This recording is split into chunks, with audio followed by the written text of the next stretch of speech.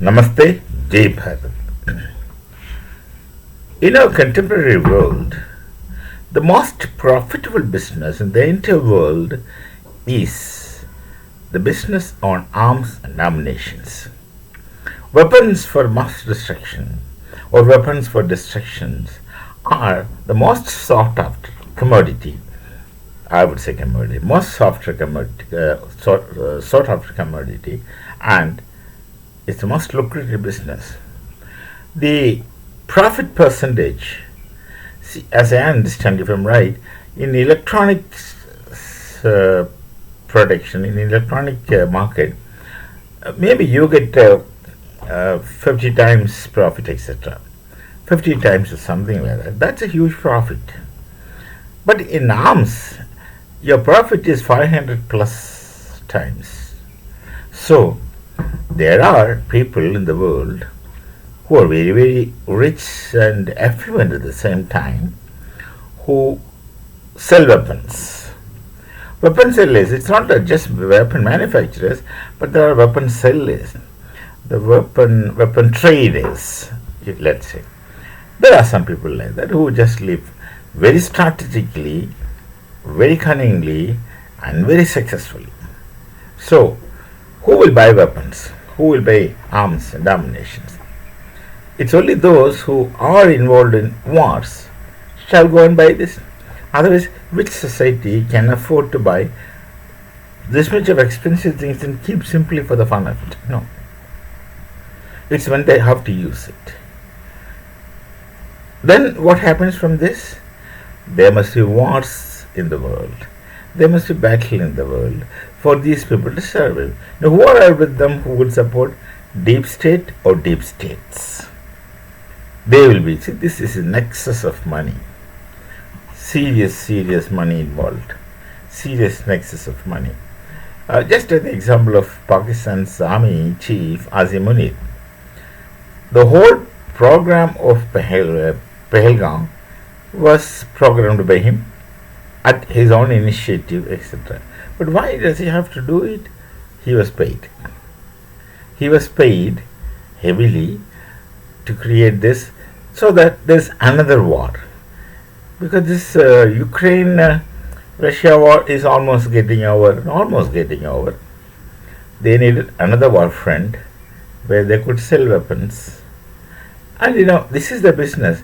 The weapon sellers are always in predicament. They need to continuously open markets. Their markets are never permanent. Their markets are always short-living. If the battle and war is over very fast, then the market is over very fast. But then they want, if not one market, then another market. They can't have a permanent market of continuous war. They would try to make a war continue and prolong for however time it is possible. They will try. It's a nexus. It's not one individual. It's not one agency. It's not one state. It's a kind of combination of permutations and combinations of a deep state and other kinds of agencies together, working together with the common goal of simply doing business, simply making profit. Whatever happens in between, it's a part of their business. It's something like a lawyer who's pleading for a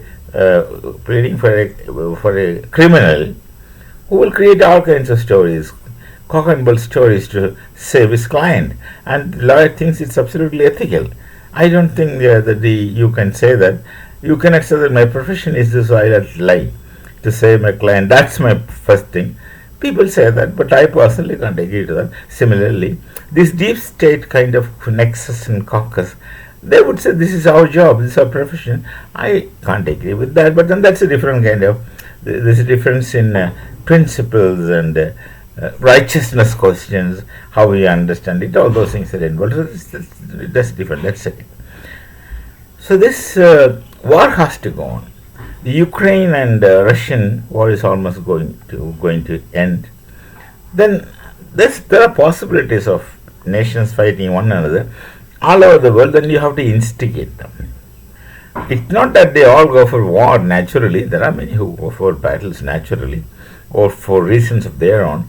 But then, once there is a possibility, these people are aggressive. They wanted to sell their market. They wanted to make life. If the market is not functional, they want to create a market.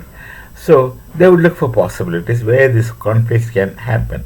So once it is over, they look for many possibilities. They looked for the possibility with Bangladesh, and look at this Arakan state, Myanmar. These are all possibilities, and the Kachin province of 1965, people involved in that. Then later Kachin province and the Arakans got merged. All the stories are there. So it's always they're constantly looking for market. So this time, so Munir was told, Munir must have got into their payrolls, and this sudden terrorist attack. Then of course our retaliation. Then further, but then their calculations are not always right. Where they lost, where they have lost their anticipations and calculation is that they never thought that the war shall be a one-sided one. They never thought, because they have seen in Israel, the Hamas or Hezbollah, they kept sending drones and missiles, but Israel has the Iron Dome.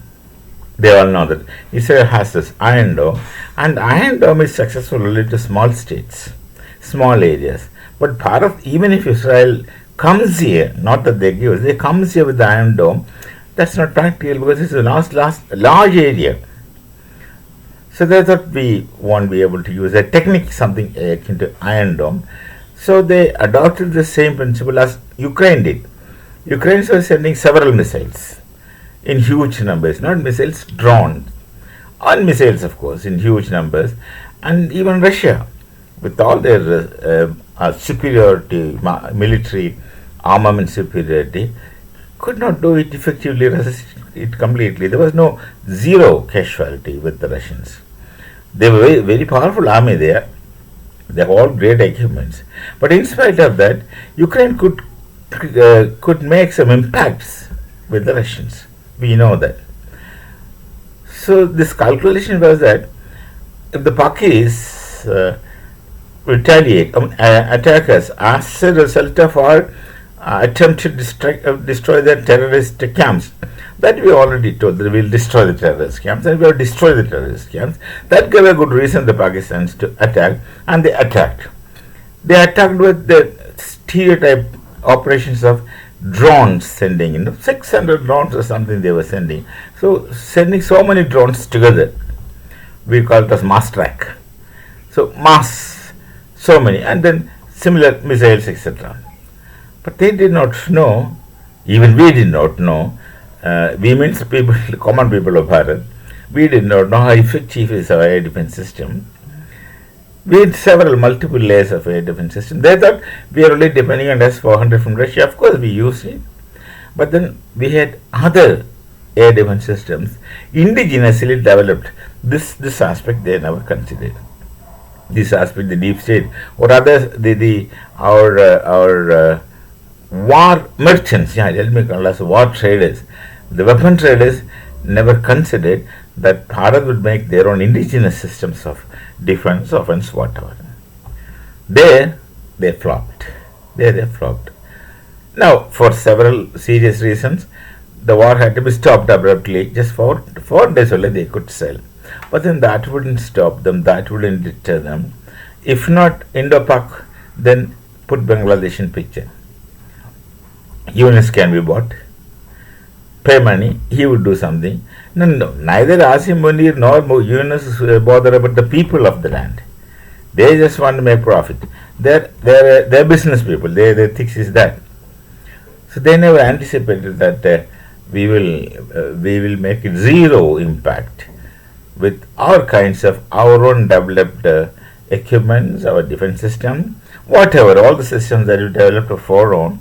They never thought that this we will resist, and none of the drones can fall, and none of the missiles will be successful. Even ballistic missiles failed. So that then now they have to rethink. They have to recalibrate their weapons. They will try to create another ones, because the weapon factory has to sell their product. And if they don't sell their product, how will they survive? What kind of profit they make? It's huge profit making business. So this is the story behind it. Now, of course, there shall not be peace in the world so long as weapon traders are existing. Now they will turn to Bangladesh. No, something they will do. Somebody else in some other part of the world, somebody else in some other part of the world. This conflict, if it is not there, the people will create and sell their weapons. This has become, unfortunately, the way our world is. And I think we have to live with this. We don't have any effective measures to resist it.